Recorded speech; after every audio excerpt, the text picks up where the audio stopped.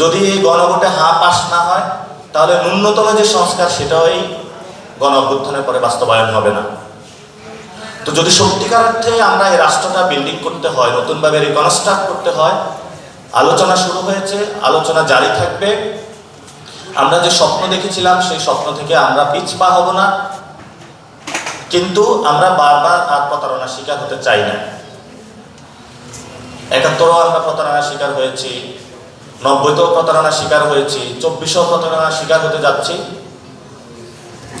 আমাদের যে লাস্ট সুযোগ, এই নির্বাচনে আসছে, নির্বাচনে একটা রিফর্ম অ্যাসেম্বলি হবে, যে রিফর্ম অ্যাসেম্বলির মধ্য দিয়ে ন্যূনতম যে সংস্কারগুলো আমরা বাস্তবায়ন করতে পারব।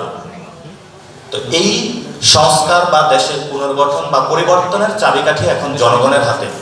জনগণ যদি এই নির্বাচনে সংস্কারের ভোটকে জিতিয়ে নিয়ে আসে, তাহলে হয়তোবা আমরা কিছু সংস্কারের দিকে এগোতে পারব। গত ১ বছরে বাংলাদেশের কোনো মৌলিক জায়গায় পরিবর্তন করা হয়নি, এবং পরিবর্তন না হওয়ার কারণে এই যে ঢাকা ৮-এর গণতান্ত্রিক প্রক্রিয়ার লড়াইয়ের অন্যতম শহীদ ওসমান হাদিকে দিনে দুপুরে মাথায় অস্ত্র ঠেকিয়ে রাস্তার মধ্যে ফেলে যাওয়া হয়েছে, এবং এই বিশ্ববিদ্যালয়ের পাশে ছাত্র দলের সাম্যকে আঘাত করা হয়েছে, হত্যাকাণ্ডের মধ্য দিয়ে জীবন প্রাণ কেড়ে নেওয়া হয়েছে।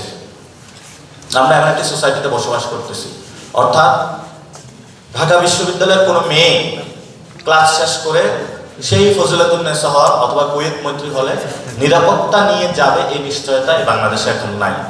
একটা অনিরাপদ বাংলাদেশে আমরা বসবাস করতেছি। আমাদের আশাহত হওয়া চলবে না। আমরা মনে করি রাষ্ট্রকল্প লাইব্রেরি যে চিন্তার উদ্যোগটা নিয়েছে, আপনারা যদি এটা সবার সাথে এঙ্গেজ হন, অথবা আপনার ব্যক্তির জায়গা থেকে আপনি যদি রাষ্ট্র গঠন নিয়ে আলোচনা শুরু করুন, আমরা হয়তো বা বেশি শক্তি এবং মাসল পাওয়ারের যে রাজনীতি, ওইটা থেকে বের হয়ে একটু মাথা অথবা আমাদের যে চিন্তা ভাবনাকে শানিত করে নতুন বাংলাদেশকে রিকনস্ট্রাক্ট করার যে কাজটা, এটা এগিয়ে নিতে পারবো।